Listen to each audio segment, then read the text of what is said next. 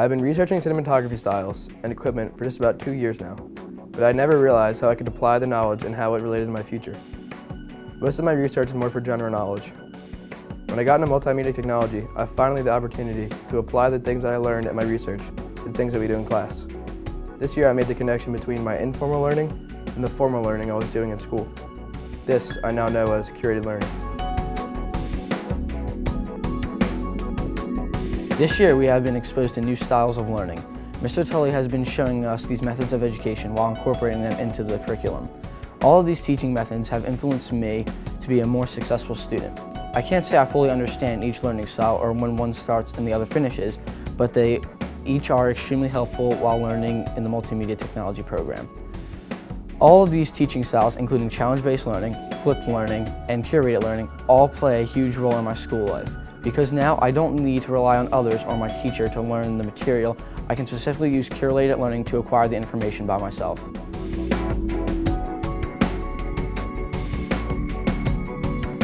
Let's say you find a really cool graphic and you realize, hey, I want to make something just like that. You could ask your teacher or your peers how to make it, but with curated learning, you don't need to do that because you can learn independently. Here's what you can do instead.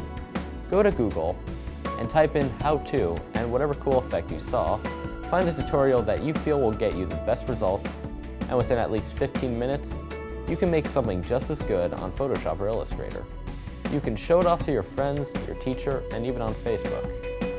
That's curated learning in a nutshell, a type of learning where you take some free time outside of school and find the tools necessary to learn whatever you want. With this powerful new learning style, you can make anything.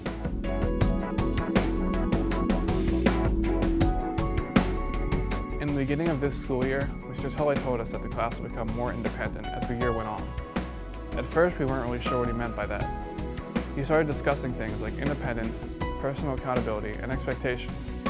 In the first few weeks of school, he was teaching us how to learn. I thought, as a high school student, that wasn't really necessary. And so I started seeing the value in learning for myself and not having the teacher stand in front of the classroom and lecture. By the second marking period, he had started using phrases like challenge-based learning, 21st century classroom, and curated learning.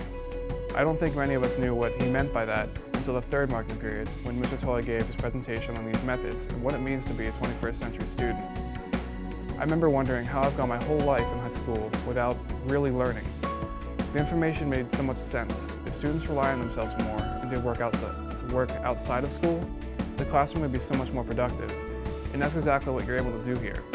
It's as simple as taking an extra hour out of your free time to invest in your future. You see, I understand what I do today will dramatically affect my future.